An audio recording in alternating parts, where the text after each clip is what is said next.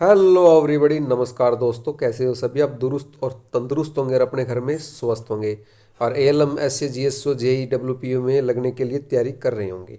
तो दोस्तों, जैसा कि पीछे भर्तियों में कैंडिडेट रह गए, कोई ऐसे ही भर्ती में नहीं लग पाया, कोई एएलएम में नहीं लग पाया, कोई टेक्निकल वाई जीएसओ जेई में नहीं लग पाया, तो आखिर में वो फेल क्यों हुए? तो सभी को अपना पता होता है कि वो क्यों फेल हुए, लेकिन अगर हम एवरेज देखें तो उसके हम रीज़नों के ऊपर बात करेंगे इस वीडियो के अंदर। ठीक है दोस्तों, तो जेई मल्टीक्स टेक्नो को आप सभी जानते हैं, आपने बहुत प्यार प्रेम दिया है और मैं अपनी सच्चाई के कारण, आप लोगों के सपोर्ट के कारण ही एक अच्छे चैनल की मैं शुरुआत कर पाया हूं दोस्तों, तो इसीलिए आपको धन्यवाद। तो दोस्तों चलिए आइए शुरुआत करते हैं। जब आप किसी से भी मिलते हैं, किसी साथी से, कि आपका सिलेक्शन क्यों नहीं हुआ, या आपके घर वालों से कोई पूछता है तो कह देते हैं कि हमारा जो लड़का है वो 1 नंबर से रह गया, 2 नंबर से रह गया। वो 1 नंबर से ही क्यों रहता है, 2 नंबर से ही क्यों रहता है 5 नंबर से क्यों नहीं रहता? तो चलिए ये शुरुआत करते हैं इसके साथ। फेल होने के कारण दोस्तों, फेल होने के कारण सबसे पहला क्या है? फॉल्स। ठीक है, कि हम झूठ बोलते हैं दोस्तों। ठीक है, हम झूठ बोलते हैं दूसरों को भी, और साथ में हम झूठ का ही सारा एग्ज़ाम के अंदर लेते हैं। हम ये कहते हैं हमारी फुल तैयारी है, हमें सब आता है, लेकिन हम झूठ बोलते हैं। दूसरा, हम अपने आप से झूठ बोलते हैं। इसलिए सबसे पहला कारण यही है, फॉल्स, यानी झूठी बातें, झूठी खबरें, अपने आप को झूठी तसल्ली देते हैं दोस्तों। ठीक है। दूसरा, आई का मतलब, ए का मतलब भी बाद में बताता हूँ आपको। आई का मतलब क्या है यहाँ? इंटेलिजेंट। ठीक है, अभी आपको एक कहानी सी लग रही होगी, लेकिन ये कहानी नहीं। इस वीडियो को अगर आप पूरा समझेंगे तो इससे बेटर आपको वीडियो नहीं मिलेगी टेक्निकल साथियों। इंटेलिजेंट, अब इंटेलिजेंट तो हैं बच्चे, जब भी तो एग्ज़ाम देने गए हैं, जब भी उन्होंने टेक्निकल क्वालिफाई किया है, लेकिन वो इंटेलिजेंस समय पर काम नहीं आती। आपने देखा होगा कि आप एग्ज़ाम में जब बैठे होते हैं तो कुछ क्वेश्चन हल करने के बाद आपका दिमाग जो है वो एक जगह अटक के खड़े हो जाता है और आपका दिमाग काम नहीं करता। ठीक है, उस टाइम आपको अपने आप पे गुस्सा भी आता होगा। तो एक कारण ये भी है। तो वहाँ मैंने देखा है, अक्सर आपके साथ भी होगा, मेरे साथ भी हुआ है कि इंटेलिजेंस जो है वो दिमाग ही काम नहीं करता। वहाँ जाकर सब एक जैसा लगने लग जाता है, पता नहीं भाई ये क्या आएगा क्या आएगा। ठीक है। दूसरी बात करेंगे हम, एल। एल का मतलब है भाई लेजी, आलस्य। ठीक है, हमारे अंदर आलस्य बहुत बड़ा होता है। हम ये सोच रहे हैं कि चलो अभी तो 6 महीने हैं, 4 महीने हैं, 2 महीने हैं एग्ज़ाम के, फिर तैयारी कर लेंगे, रोज़ एक दिन निकाल लेते हैं, और हम तैयारी नहीं करते और आलस्य के अंदर जुटे रहते हैं। हमारी प्रैक्टिस हो नहीं पाती, और उसी कारण से, प्रैक्टिस ना होने के कारण, जब हम एग्ज़ाम में बैठते हैं तो हमें मुंह की खानी पड़ती है दोस्तों। ये एक बिल्कुल सच्चाई है। ठीक है। दूसरा, ए का मतलब एटीट्यूड। ठीक है, एटीट्यूड रहता है इंसान में। मैंने देखा कि टेक्निकल साथी जो, देखो दोस्तों, जो पेड़ लंबे होते हैं, झुकते नहीं हैं, वो, उनकी कोई वैल्यू नहीं होती दोस्तों। ठीक है, और वो जल्दी ही गिर जाते हैं। और जो फल वृक्षदार होते हैं या मुड़ होते हैं, वो काफ़ी सालों तक जीतते हैं दोस्तों, और लोग उनकी प्रशंसा भी करते हैं। अभी एटीट्यूड, टेक्निकल साथी जो हैं भाई, देखो बुरा मत मानिए, जो टेक्निकल साथी हैं वो अपने से होशियार किसी को नहीं समझते। ठीक है, उनको कुछ आता हो चाहे ना आता हो, लेकिन वो नहीं नहीं हमें तो सब आता है। आज तक ऐसा कोई इंसान जो किसी ने बुक्स लिखी है उसको खुद कोई नहीं पता सारी चीज़ों का। सबसे ज्ञान का तो एक असीमित भंडार है दोस्तों, आप सभी जानते हैं। तीसरा, एक और महत्वपूर्ण है कि हम क्या पढ़ते हैं। जो हम दोस्तों पढ़ते हैं, टॉपिक पढ़ते हैं या जो बुक्स पढ़ते हैं, वो हमें गलत गाइड हो जाती हैं कई बार। ठीक है, आपने देखा होगा कि एक बुक्स है मान लो 375 पेज की, वो आपने पूरी पढ़ डाली, लेकिन जब एग्ज़ाम में बैठे तो एक क्वेश्चन आया उसमें से। ठीक है, अब ये क्या हुआ गुरुजी? तो यहाँ जो 375 पेज पढ़ने में जो हमारा टाइम वेस्ट हुआ, दिमाग वेस्ट हुआ है, उससे सिर्फ हम एक ही अंक प्राप्त कर पाए हैं। ठीक है, तो इसलिए भी हम फेल हो गए। ठीक है, क्योंकि, और टॉपिक, अभी जो टॉपिक करते हैं वो टॉपिक भी कई बार नहीं आते, या टॉपिक स्टार्ट तो कर लेते हैं लेकिन पूरी तरह से, जैसे 100% का टॉपिक है तो हम 50% ही या 40% गेन कर पाते हैं, और वो जो 60% रह जाता है उसी में से क्वेश्चन आ जाते हैं, फिर हम मुंह की फिर खानी पड़ती है। तीसरा, एक और महत्वपूर्ण है कि अभी जो कैंडिडेट तैयारी कर रहे हैं, तैयारी कंटिन्यू करें। तैयारी क्या करें, कैसे करें, उसके लिए भी मास्टर प्लान होते हैं। अभी देखिए दोस्तों, अभी हाल ही में सबसे एक प्यारी भर्ती 1307 पोस्ट असिस्टेंट लाइनमैन की हुई है काफ़ी संघर्ष के बाद। ठीक है, अभी इसमें एक जो बच्चे नहीं लग पाए, कैंडिडेट नहीं लग पाए, अब आगे लगना चाहते हैं। ठीक है, आगे भगवान के भरोसे। अभी तक तो हम अपने भरोसे थे, कोई फार्म आता तो हम भर देते थे। ठीक है, लेकिन अब सीईटी बीच में अड़ गया, अब सीईटी क्वालिफाई होगा नहीं होगा, अब भगवान भरोसे सीईटी। अभी इसके अंदर एक, जैसे आपने सुना होगा पति पत्नी और वो, टेक्निकल पोस्ट तैयारी में थर्ड पर्सन के फायदे व नुकसान। अब ये कहोगे गुरुजी ये थर्ड पर्सन क्या कहाँ से आ गया ये, और कुछ लोगों को मेरी वीडियो जो है वो बकवास भी लगेगी दोस्तों। देखिए, मैं पहले ही कह चुका हूँ कि हो सकता है कि मैं अपने एक विचार विमर्श कर रहा हूँ आप लोगों के साथ। काफ़ी ज्ञानी आदमी होते हैं टेक्निकल वाले, अपने आप को बहुत अच्छा समझते हैं। मैं भी एक टेक्निकल क्षेत्र से हूँ दोस्तों। ठीक है, तो थर्ड पर्सन का गुरुजी क्या है इसमें, थर्ड पर्सन कौन है? थर्ड पर्सन का मतलब आपको पता ही है कि एक तो आप खुद होगे, सेल्फ होगे।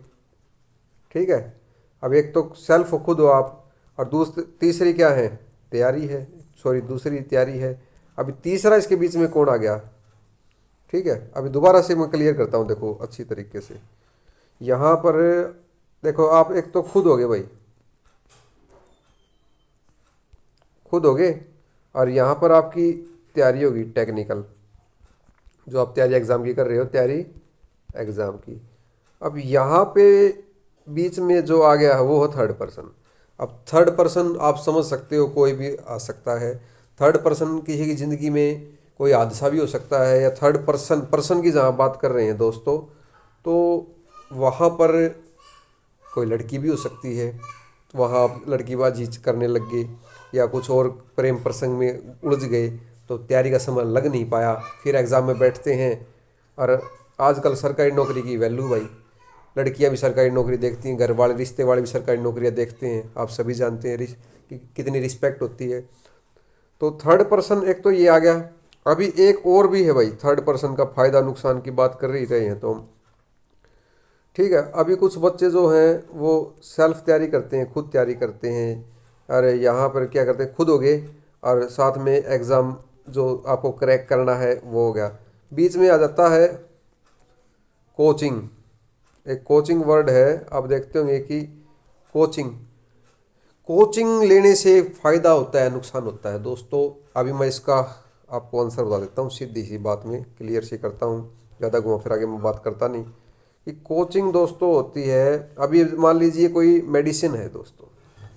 ठीक है, अभी मेडिसिन अगर आदमी बीमार है तो उसको फ़ायदा होगा, और वही मेडिसिन अगर स्वस्थ आदमी को दोगे, एक तरफ स्वस्थ मनुष्य है उसी को वो मेडिसिन दी, तो उसके साइड इफ़ेक्ट होंगे दोस्तों, क्योंकि उसको बुखार है ही नहीं।